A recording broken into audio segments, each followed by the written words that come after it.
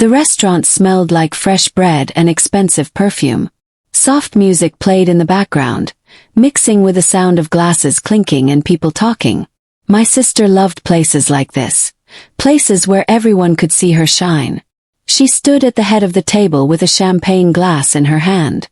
Her engagement ring caught the light perfectly as she smiled at everyone. Family members, her fiancé's friends, and people I didn't know all leaned in to listen. My sister lived for moments like these. "And this," she said, looking directly at me, "is my younger sister." I sat up straighter, already knowing what was coming. "She's the one who never made it." The words hit me like a punch. A few people laughed. Not mean laughs, but enough to make it real. Enough to make my face burn and my stomach twist. Someone said, "Oh, in that way people do when they think they understand everything about you." My sister laughed too, waving her hand like she'd just told a harmless joke. "You know how it is. She's still trying to figure things out." I felt every memory rush back at once. Every birthday where my achievements didn't matter. Every family dinner where my silence meant failure. Every introduction that came with a warning label. I smiled anyway. Not because it didn't hurt, but because showing pain never helped. My phone buzzed in my lap. I ignored it at first. Across the table, my mother looked down at her napkin, avoiding my eyes. My father stared into his wine glass like it held all the answers he needed. My sister's fiancé chuckled quietly, already putting me in a box in his mind. The waiter appeared with dessert menus. His timing painfully perfect. I glanced down quickly. Unknown number. I flipped it face down and tried to focus on the table, but my heart pounded hard in my chest. My sister was telling another story now, something about work, about how busy and important she was. Her hands moved as she talked. Everyone watched her. Nobody watched me. My mother looked up for just a second. Eyes met. I saw something there. Maybe guilt, maybe discomfort, but it disappeared as fast as it came. She looked away, choosing peace like she always did. My sister leaned toward me, her voice sweet but loud enough for others to hear. "You okay?" I didn't mean anything by it. "You know how sensitive you can be." Sensitive. The word she used whenever I was hurt by something she said. "I'm fine," I said quietly. She smiled, satisfied, and turned back to her audience. My phone buzzed again. Longer this time. "Hello everyone, and thank you for being here." Before the story continues, take a second to tell me where you're watching from in the comments. Here we share true-to-life revenge stories where the ignored, humiliated, and betrayed rise quietly, and make it count. I truly enjoy seeing how far these stories travel and hearing from you directly. One important note: some elements in this story have been fictionalized for educational and storytelling purposes, and any resemblance to real people or settings is coincidental. That being said, the message I'm sharing is meaningful, and I hope it speaks to you. I excused myself from the table, pushing my chair back carefully. Nobody stopped me. Nobody asked where I was going. In the bathroom, I locked myself in a stall and finally listened to the voicemail. The voice was calm and professional.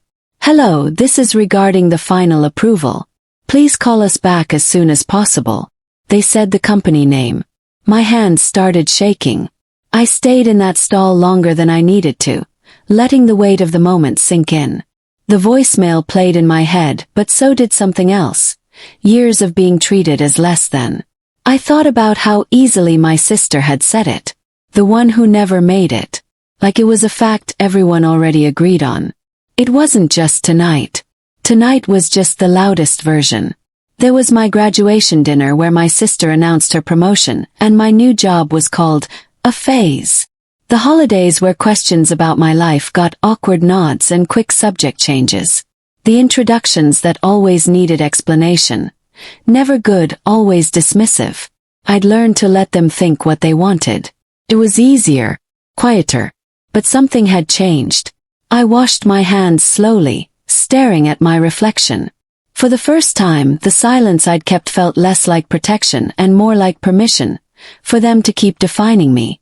My phone buzzed with an email. Opened it. The subject line confirmed what the voicemail had hinted at. Finalized. Proved. Effective immediately. I laughed softly, surprising myself with the sound. Back at the table, dessert was being served. Forks clinked against plates. Conversations flowed like nothing had happened. My sister still glowed, still controlled the story she believed. I took a deep breath, fixed my shoulders and walked back out. I placed my phone face down beside my plate. Lit up again. This time it rang. The sound cut through the dinner conversation. A few heads turned. My sister paused mid-sentence, her smile tightening just slightly. I hesitated for half a second, feeling that old instinct rise. Don't draw attention. Don't disrupt. Don't make it about you. Then I answered. Hello. The voice on the other end was crisp and confident. They used my full name correctly, respectfully, loud enough that people nearby could hear the tone, even if they couldn't hear the words. Yes, the voice continued. I'm calling to confirm that everything has been finalized. Congratulations. The board signed off this afternoon. My grip tightened around the phone. Across the table, my sister tilted her head, watching me now. My sister's fiancé leaned closer, curious. My mother's fork stopped halfway to her mouth. I understand you may be occupied, the voice said smoothly, but we wanted to confirm next steps. Timing is important. I'm at a family dinner, I replied, keeping my voice steady. There was a brief pause, then a chuckle. Of course. Well, please know this is excellent news. We'll follow up shortly. When the call ended, the silence at the table was noticeable. Not awkward yet, but alert. That sounded serious, my sister said lightly. Work stuff. Yes, I replied. She smiled again, but it didn't reach her eyes this time. Still doing that little consulting thing. He nodded. Something like that. Dessert plates were set down in front of us. Rich, elaborate creations nobody touched right away. The mood had shifted, though nobody could quite name why. My phone buzzed once more. This time an email with an attachment. I didn't open it yet. But I knew, whatever tonight had been supposed to be, it wasn't going to stay that way. I stared down at the dessert in front of me. Layered cream and chocolate with gold flakes, untouched, melting slowly under the lights. Felt symbolic somehow. My sister resumed talking, but she'd lost her rhythm. She kept glancing in my direction, trying to casually reclaim the attention she'd momentarily lost. I recognized the signs. She sensed something had shifted. She just didn't know what. I reached for my phone. I didn't unlock it immediately. I didn't wave it around or shove it in anyone's face. I simply placed it on the table, screen down between us. I don't need to prove anything, I said. But if you want clarity, I can offer that. My sister crossed her arms. Oh please. You expect us to believe. Her fiancé interrupted her. I do. The word cut clean through the noise. She turned to him, stunned. What? I do, he repeated slower. Because the things she's saying make sense. Timing. The word she's using. The fact that she didn't oversell it. My sister laughed again, but this time it sounded hollow.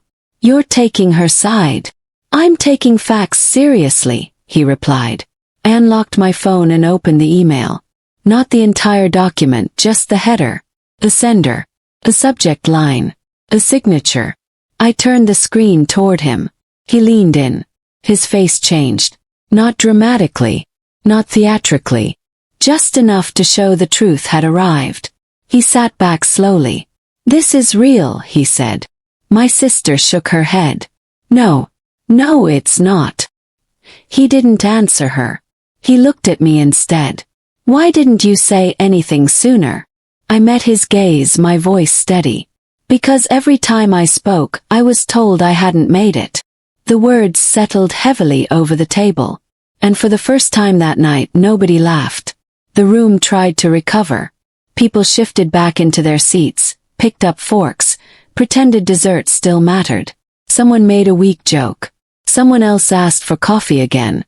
But the air was wrong now. Too tight, too alert. My sister stood. I just want to say something, she announced, lifting her glass with hands that trembled only slightly. She smiled again, brighter than before, sharper. Tonight is supposed to be about celebrating love, success, and hard work. Her eyes flicked to me, then away. I've worked very hard to get where I am, she continued. And I think it's important to recognize people who actually put in the effort. The emphasis wasn't subtle. Few people nodded. Few looked uncomfortable. Her fiancé didn't move. I'm grateful, she went on, to be surrounded by people who understand what real achievement looks like. I took a slow breath. This was familiar territory for her, turning embarrassment into dominance. If she could retake the narrative, she could still win. She raised her glass higher. To the future, she said. Nobody echoed her. The silence stretched painfully. My father cleared his throat. Maybe we should all just enjoy the evening. My sister shot him a look but lowered her glass. Her fiancé leaned toward her, whispering something I couldn't hear. She pulled away, whispering back more sharply than she intended. A few heads turned. I stayed still. I didn't interrupt. I didn't correct her. I let the moment unfold. Because the truth had already entered the room. And once it does, it doesn't leave quietly. Trying to regain control, my sister shifted tactics. She turned toward her fiancé's friends, laughing too loudly as she dropped names. Executives, firms, future plans. She spoke as if knowing important people made her important too. I mean, she said, gesturing casually, once everything settles, we'll be working closely with people at the top. Real decision makers. She mentioned the firm again. Incorrectly. I saw it instantly. The wrong phrasing, the outdated structure. Her fiancé stiffened. That's not how it works, he said slowly. She waved him off. You know what I mean. No, he replied, firmer now. That's not accurate. The table went quiet again. She laughed, forcing charm into her voice. You're being technical. I'm being correct, he said. All eyes turned to me. I hadn't spoken. But I was suddenly the reference point. I leaned forward just slightly. He's right, I said. That structure changed last quarter. My sister snapped her head toward me. How would you know that? I didn't raise my voice. I didn't need to. Because I approved it, I said. Her face went pale. That's not funny, she whispered. I know, I replied. That's why I didn't laugh when you introduced me. Her fiancé exhaled slowly, rubbing his temple. Why are we just finding this out now? I met his gaze. Because tonight wasn't about me. Until it was. The celebration was gone now. Completely. Dessert sat half-eaten, forgotten. The table felt divided, not physically but emotionally. People were choosing sides without realizing they were doing it. My sister pushed her chair back slightly, her voice tight. So what, this is some kind of performance? You wait until my engagement dinner to drop this. I didn't drop anything, I said. You picked me up and put me on display. That's not fair, she snapped. It's accurate, I replied. My mother spoke then, her voice small. Why didn't you tell us? We worried about you. I looked at her gently. You never worried enough to ask. She flinched. My sister stood suddenly, her chair scraping loudly against the floor. This is unbelievable, she said. You've always needed attention. This is just another way. Her fiancé interrupted her. Stop. The word was quiet but absolute. She froze. Everything she said checks out, he continued. And everything you're saying sounds like panic. Her mouth opened then closed. I didn't respond. I didn't need to. For the first time, she was alone in a room full of people, and it terrified her. The waiter returned quietly with the check, clearly sensing that this table was no longer celebrating anything. He placed it down gently and stepped away. My sister stared at it, then at me. So what now? She asked. You've made your point. You've embarrassed me. Are you satisfied? I looked at her, really looked at her. Not as my enemy, not as the person who'd spent years defining me downward, but as someone who had built her sense of worth by standing on someone else. I didn't do this for satisfaction, I said. I didn't do it at all. I just stopped protecting your version of me. She swallowed. You could have warned me. I did, I replied. Every time I went quiet. Her fiancé shifted uncomfortably. There's something I need to ask, he said. And I need an honest answer. We both looked at him. Have you ever actually asked her what she does? He asked my sister. She opened her mouth, then closed it. Silence answered for her. My mother gasped softly. My sister's shoulders slumped, just slightly. I didn't think it mattered, she muttered. I felt something loosen in my chest. Not triumph. Not anger. Clarity. It mattered to me, I said. She looked up, eyes glossy. Why didn't you say something sooner? I met her gaze steadily. Because every time I did, you made me smaller. The words weren't cruel. They were precise. And precision hurt more than volume ever could. The restaurant was beginning to empty. Chairs scraped softly as other diners left, laughter fading into the night. Our table felt isolated now, exposed under the low lights. My sister wiped at her eyes quickly, embarrassed to be seen. I didn't think you'd actually surpass me, she said quietly. I thought I was motivating you. I almost smiled at the irony. You weren't motivating me, I said. You were measuring yourself. She flinched. Her fiancé reached for her hand, hesitating before she let him. You need to apologize, he said gently. Not to fix this. Just because it's owed. She looked at me, really looked at me, without the smirk, without the performance. I'm sorry, she said. For tonight. For a lot of things. It wasn't perfect. It wasn't poetic. But it was real. I nodded once. Thank you. She looked startled. That's it. Yes, I said.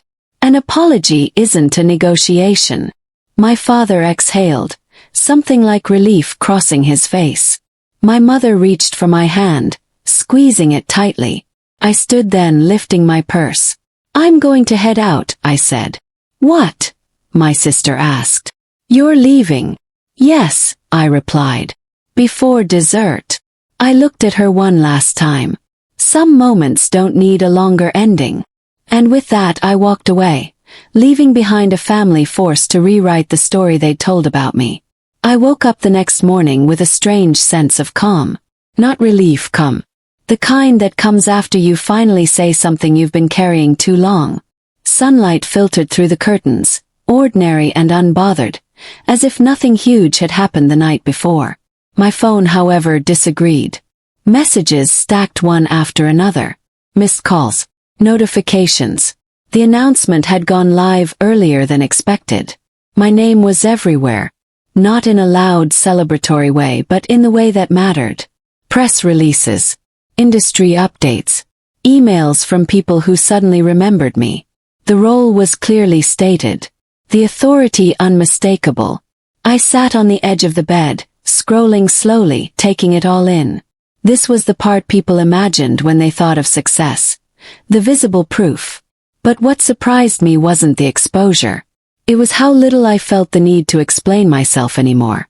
My phone rang. My mother. Good morning, she said softly, like she wasn't sure what ground we were standing on now. Good morning, I replied. I saw the news, she said. I didn't realize. I know, I said. There was a pause. Your father's proud, she added. He just doesn't know how to say it yet. I smiled faintly. That's okay. She hesitated. Your sister hasn't slept. I closed my eyes briefly. Neither did I. After the call ended, another came through. My sister. I let it ring. Not out of spite, but because for once, I didn't feel responsible for managing her emotions. Some realizations needed space to settle. Some couldn't be rushed. I dressed, prepared for my day, and stepped into a world that finally saw me clearly, whether my family was ready or not. By midday, the ripples had reached places I couldn't control, and no longer needed to.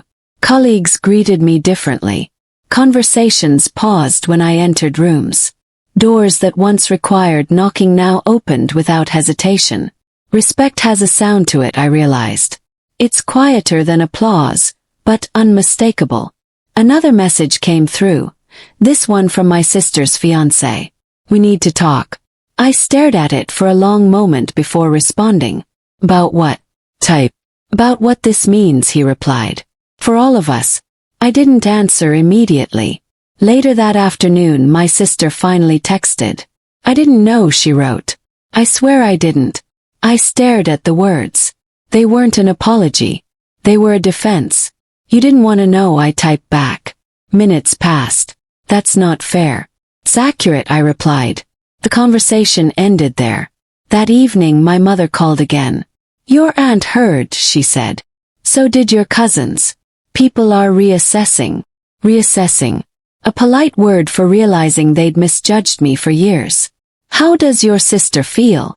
I asked. My mother sighed. Exposed. He nodded. That's what happens when stories fall apart. After the call, I poured myself a glass of water and sat quietly. Not celebrating. Reflecting.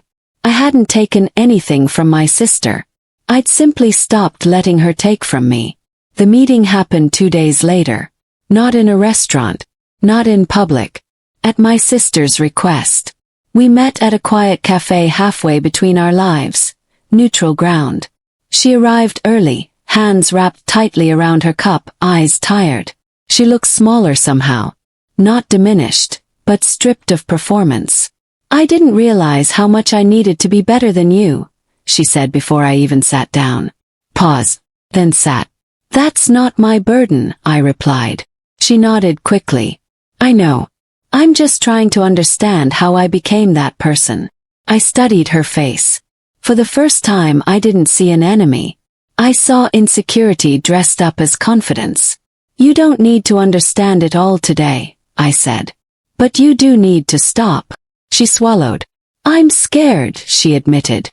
Everyone sees you differently now. And they're looking at me like I was cruel. You were, I said gently. That doesn't mean you have to stay that way. She looked at me, eyes shining. Do you hate me? The question caught me off guard. No, I said honestly.